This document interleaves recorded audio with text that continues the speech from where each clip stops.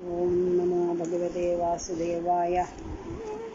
श्रीमद्भागवते प्रथमस्कन्धे अथ चतुर्थोऽध्याय।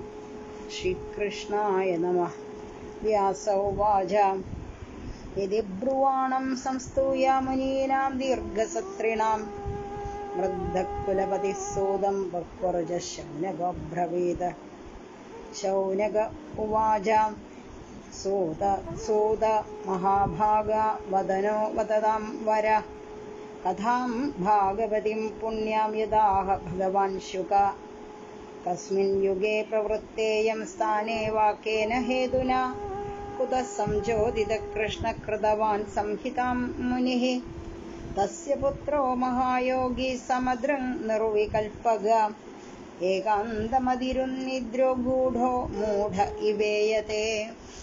दृष्ट्वानुयान्तं ऋषिमात्मजमप्यनग्नं देव्यो क्रिया परिदधुर्नसुतस्य चित्रं।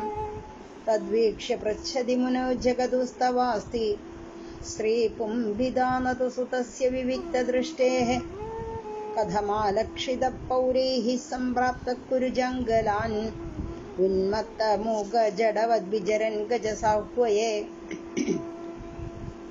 कथं वा पाण्डवेयस्य राजर्षिर्मुनिना सह संवादः समभूत्तादा यत्रैषा सात्वती श्रुति।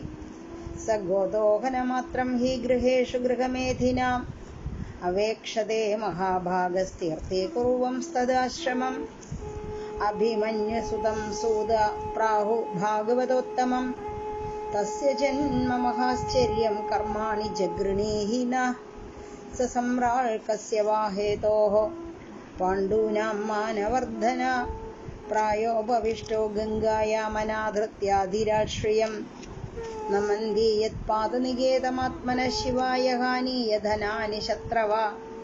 कथं स वीरश्रियमङ्गदुस्त्यजां युवैषतोत्सृष्टुमहो सहासुभिः। शिवाय लोकस्य भवाय भूतये य उत्तमश्लोकपरायणा जनाः जीवन्ति नात्मार्थमसौ पराश्रयं। प्रमोज निर्विद्य कुतः कलेपरं तत्सर्वं न समाचक्षुः पृष्टो यदिह किञ्चन। मन्ये त्वां विषये वाचां स्नातमन्यत्र छान्दसात्। सूत उवाच द्वापरे समनुप्राप्ते तृतीये युगपर्यये जातः पराशराद् योगी वासव्यां कलया हरेः। स कदाचित् सरस्वत्या उपस्पृश्य जलं शुचि विविक्तदेश आसीन उदिते रविमण्डले। परावरज्ञः स ऋषिकालेन व्यक्तरं हसा युगधर्मव्यतिकरं प्राप्तं भुवि युगे युगे। भौतिकानां च भावानां शक्तिह्रासं च तत्कृतम्। अश्रद्धधानान् निःसत्त्वान् दुर्मेधान् ह्रसितायुषा। दुर्भगांश्च जनान् वीक्ष्य मुनिर्दिव्येन चक्षुषा। सर्ववर्णाश्रमाणां यद्दध्यौ हितममोघदृक्। चातुर्होत्रं कर्म शुद्धं प्रजानां वीक्ष्य वैदिकं। विदधाल्यज्ञसन्दत्यै वेदमेकं चतुर्विधम्।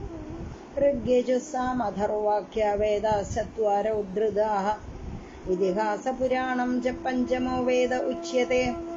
तत्र ऋग्वेदरपैलः सामगो जैमिनिः कवि। वैशम्पायन एवैको निष्णातो यजुषामुद। अथर्वाङ्गिरसामासीत् सुमन्तुर्दारुणो मुनि। इतिहासपुराणानां पिता मेरो महर्षण। त एत ऋषयो वेदं स्वं स्वं व्यस्यन्यनेकधा। शिष्ये प्रशिष्ये तच्छिष्यैर्वेदास्ते शाखिनो भवन्। त एव वेदा दुर्मेधैर्धार्यन्ते पुरुषैर्यथा। एवं चकार भगवान् व्यासकृपणवत्सल। स्त्रीशूद्रद्विजबन्धूनां त्रयीन श्रुतिगोचरा। कर्मश्रेयसि मूढानां श्रेय एवं भवेदिह इति भारतमाख्यानं कृपया मुनिना कृतम्। एवं प्रवृत्तस्य सदा भूतानां श्रेयसि द्विजाः। सर्वात्मकेनापि यदा नादुष्यहृदयं तदा नादिप्रसिद्धहृदयः सरस्वत्यास्तडे शुचौ। വിതർക്കയൻ വിവിക്തസ്ത ഇദം പ്രോവാച ധർമ്മവിത് ധൃതവ്രതേന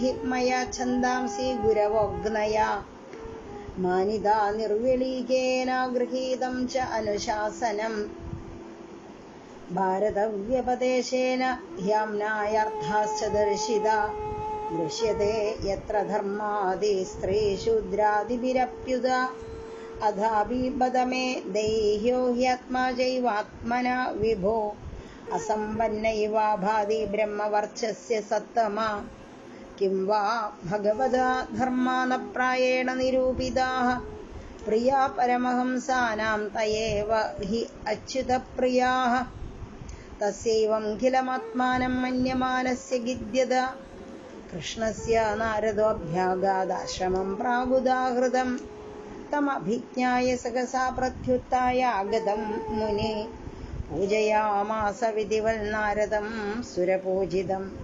ശ്രീകൃഷ്ണാർപ്പണമസ്തു. ഇത് ശ്രീമദ്ഭാഗവതേ മഹാപുരാണേ പാരമഹംസ്യാം സംഹിതായാം പ്രഥമസ്കന്ധേ നൈമിഷീയോപാഖ്യാനേ ചതുർത്ഥോധ്യായ.